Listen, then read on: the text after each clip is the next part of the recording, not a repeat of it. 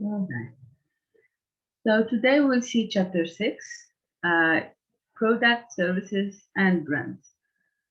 We will try to build customer value. So let's start. Our learning objectives for today. The first learning objective, we want to define product and describe the major classifications of products and services. The second learning objective is to describe the decisions companies make regarding their individual products and services, product lines, and product mix. So here, first of all, we will try to understand what is a product, okay? We will describe the classification of products. Then we will describe the decisions companies make regarding their individual products and services. Okay, so how a company decide about its product lines and product mixes. We will understand what a product line is and what a product mix is, right? Then in the third objective, we will identify the 4 characteristics that affect the marketing of services and the additional marketing considerations that services require. The fourth learned objective now will discuss branding strategy, the decisions companies make in building and managing their brands. Okay, so here we will discuss some branding management strategy. We'll understand how companies and what are the decisions companies make to build and manage their brands. All right, so let's start with defining the product. So a product is anything that can be offered in the market for attention, acquisition, use, or consumption that might satisfy a need or want. We always talk about need or want, about satisfying a need or want, because that's why a product is here, right? If a product doesn't satisfy a need or want, so no one will be interested in it, right? Service is a product that consists of activities, benefits, or satisfactions, and that is essentially intangible and does not result in the ownership of anything. Here we have what is a product. When I say a product in general in marketing, I'm talking about product or service, right? So a product it's something tangible, and a service it's something intangible, right? So so even products may include more than just tangible objects. So a product um, a product like, for example, products include more than just tangible objects. That means that the product may include some services. Like, for example, a car. When I buy a car, I can buy some services after with the car. So services after sales services and so on. Okay, this are what we call services with the product, right? All right. So services that provides us with intangible products. We can talk about some examples like banking, like hotel services, like airline travel, retail, wireless communication, and home repair services. Okay, so those are what we call services. Now you see the difference between product and service, but in marketing in general, we call them all service products, right? Okay, so here we will talk. So products and services are becoming more commoditized, and companies are now creating and managing customer experiences with their brand or company. Now we know that product is intangible, it's tangible object, service is intangible object. But here there is something new that is something that we call also product, which is experience. So companies now are creating in managing customers' experiences with their brand or company. Okay, so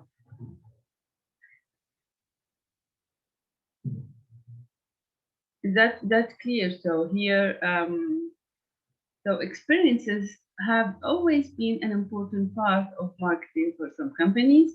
Like for example, when I talk about experience, I will take the example of Disney, for example.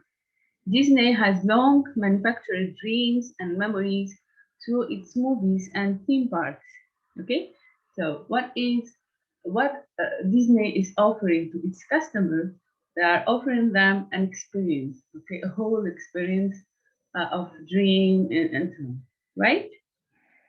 So here when I say product, I said products, services, and experiences, right?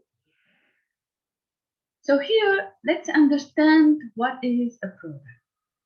Okay, so because here there is three levels, and product planners need to think about products and services on three levels, right? And as you can see in this figure, we have three levels. The first level, core customer value, the second, actual product, and then augmented product. So each level adds more customer value. When I go to actual product, I will provide and I will add more customer value to my core than what core customer value provides. An augmented product provides more customer value than the actual product, right? So the most basic level is the core customer value. Here, this is the most basic level, which we call the core customer value, and which addresses the question, which try to answer to the question, what is the buyer really buying?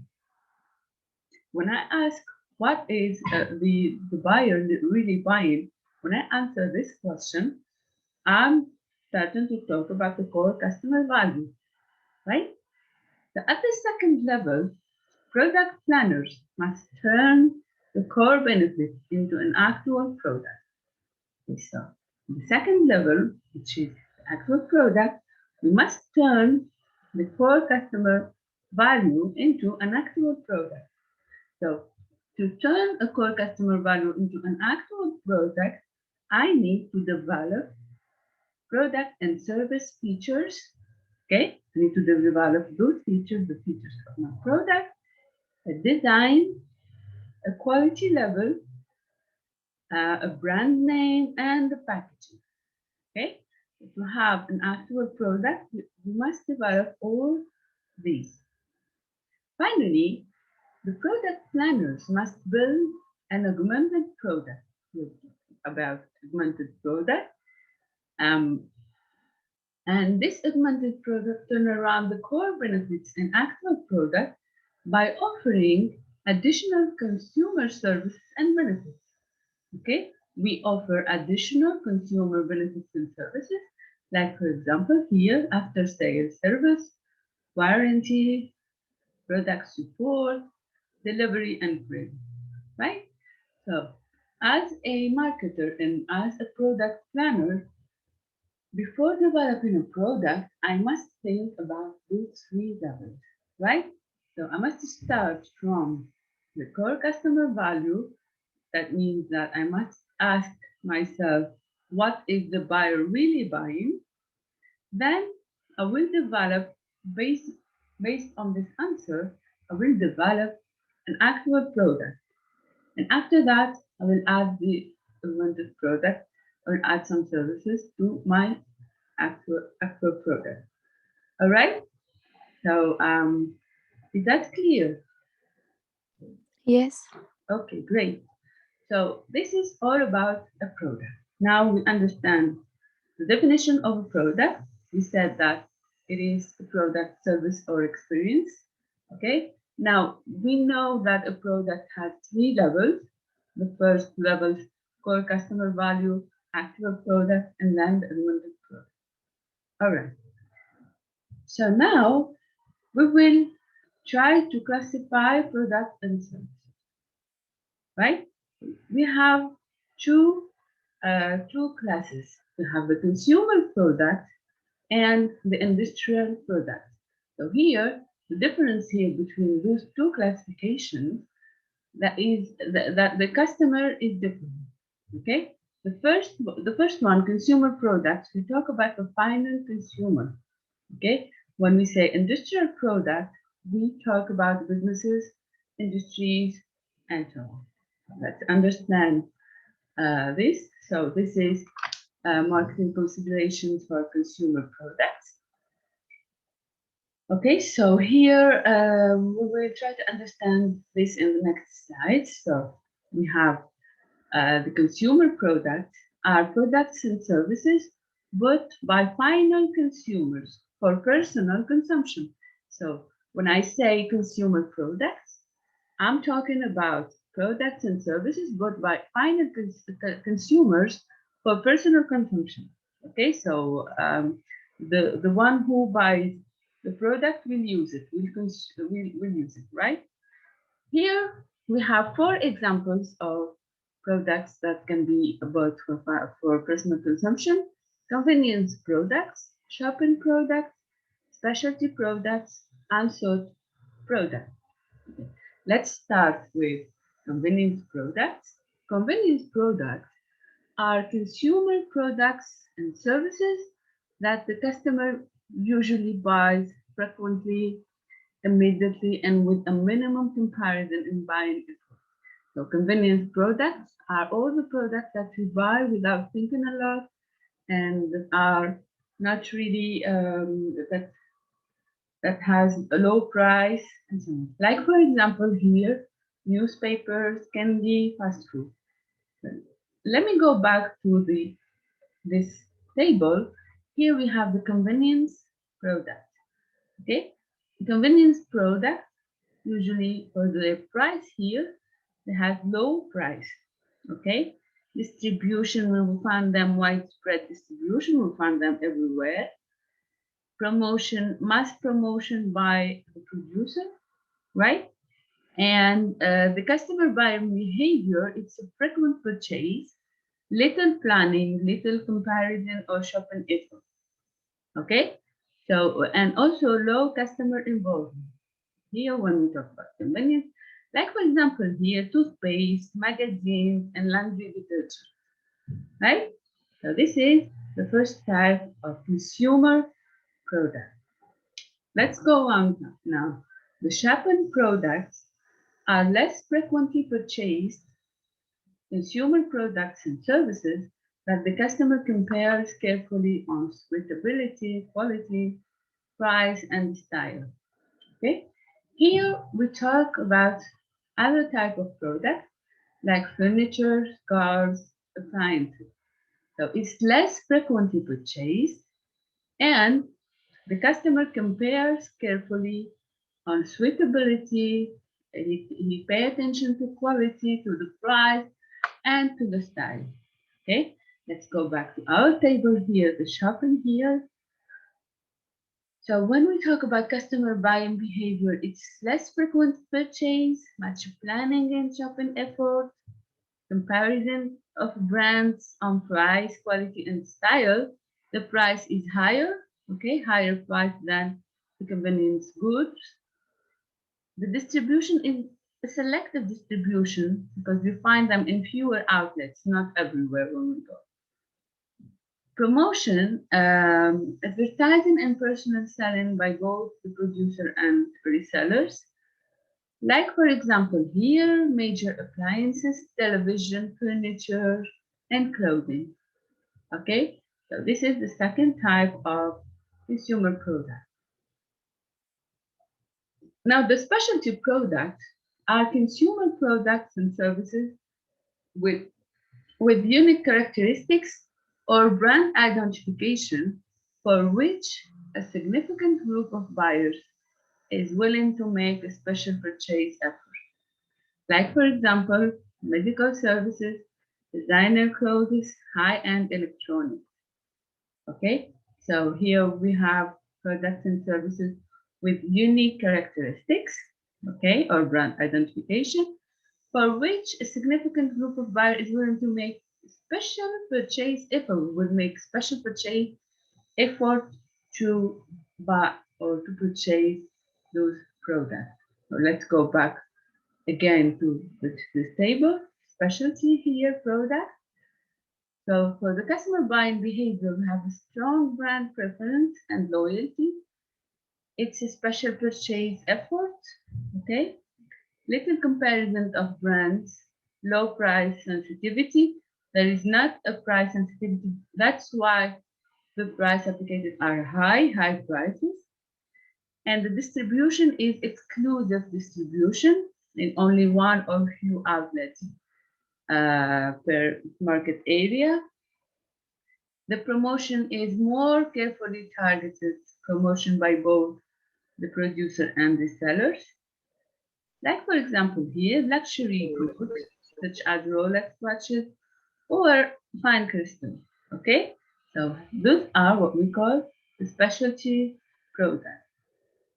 Now let's finish with the unsought products. There are consumer products that the consumer does not know about or knows about but does not normally think of buying. Like, for example, the life insurance, funeral services, blood donation. Okay, so those are what we call unsought products. Let's go back to the table again. So when talking about customer buying behavior, it's a little product awareness or knowledge. The price is variable, the distribution too. Promotion is aggressive, advertising and personal selling by the producer and resellers. Examples here of the unsought products, life insurance and Red Cross blood donations, right? Madam, Yes. what do you mean? What do we mean by aggressive advertising? Aggressive advertising, for example, advertisement is not, it's aggressive, it's shocking or shocking. We try to shock people to make them more sensitive about this product. Like for example, when you say the Red Cross blood donation, or when we talk about blood donation, it's not something soft. You tell people you have to go to donate blood and you stop there. No, you have to shock them. You have to be more aggressive. You have to show them people suffering, for example, from for not having blood and so on. And that's how people will be interested and will be more sensitive to this, and they will go to donate blood, right? Merci, Okay. madam. Okay. مدام ربع حاجة أخرى I don't get the difference between the specialty product and shopping product. The shopping product and Specialty. specialty. Okay, so the shopping product is something that we buy less frequently, right? And something that has higher price. Here, the specialty product is more specialized when we talk about luxury goods. When we talk about, for example, let's say, for example, when you say here Rolex watch, okay, when you want to buy a watch, Rolex watch, you'll think you don't have a lot of brands. You have a brand preference, right? And this is a luxury product. You're not also sensitive to price, right? Because it's a luxury good, and you're not sensitive to price, and you'll purchase this, right? But when you talk about shopping, for example, you want to purchase the watch too, but not really expensive one. So you will compare products. You will go to see the brands and so on, and you are sensitive to price. Okay, you're not insensitive to price. Not like when you go to buy a luxury product. And let's say something that is not frequent. You're not buying every day. You're not buying a watch every day.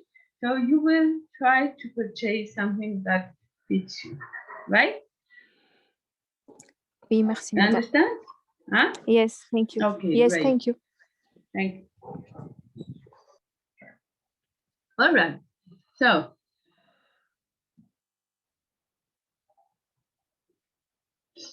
now the question and third products. Now let's talk about the second class of products, the industrial products. Industrial products are good products purchased for further processing or for use in conducting a business. So here, industrial products, we purchase this product for further processing to to to transform them into final product, for example, or for use in conducting a business. Like for example, here materials and parts, capital items, supplies, and services. Let's understand what are material and parts include raw materials and manufactured materials and parts. Okay, so here we talk about raw materials and manufactured materials and parts that we will transform into a final product. Capital items are industrial products that aid the buyer in the buyer's production or operation. Here we talk about machines and that will help us to transform those raw materials. Supplies and services include operating supplies, repair and maintenance items, and business services. Okay, so, so here we talk about supply and services, right? Okay, now let's talk about organizations, person, places, and ideas. The organization marketing, person marketing, place marketing, and social marketing. Let's understand each one of them. Organization marketing consists of activities undertaken to create, maintain, or change the attitude and behavior of target consumers toward an organization. Right? So here we try to create, maintain, or change the attitude. That means influence the attitude and behavior of target consumers toward an organization. Or madam, changing the product name. For example, the ad of Papillon. Yes. There is changing the name of Shamia to a Papillon. Mm-hmm. Yes, but here we're talking about organization marketing, right? So we try to market, for example, organizational marketing when an organization or a company helps people in Ramadan, for example. They collect some foods and they distribute them to other needy children or needy people and show this to the public. We are trying to market about our organization and try to tell people that we are good person, that we are a good company that cares about people and so on. This is an example of organization marketing, right? Madam, change the attitudes and behavior of consumers toward the organization هي جديدة ولا toward the product? Toward an organization, the whole organization, not only the product. Okay, so here we talk about marketing the organization as a whole, not the products of the organization. Okay. Yes. Okay, great. All right. So the example that you bring about the changing the name of Papillon into Shamia, etc. It's we are trying to market the product, right? Are trying to market the product. The Okay? product, yes. Yes. Okay. Now, person marketing consists of activities undertaken to to create, maintain, or change the attitudes or behavior of target consumers toward particular people. Here, we try to market, we try to build a reputation, for example. So people can also be thought of as products. Okay, we can think about people as a product, and people ranging from, like for example, presidents, entertainers, and sport figures to professionals such as doctors, lawyers, and architects use person marketing to build their reputation. Okay, so this is what we call marketing for person marketing. Okay, the person marketing we use, for example, when I want to market a president or a president runner, so I will do some marketing operations. Okay, all right, excuse me. So we use person marketing to promote those people, and we take those people and we deal with those people as products. We try to develop a marketing campaign to promote those people. Okay, so this is what we call the person marketing.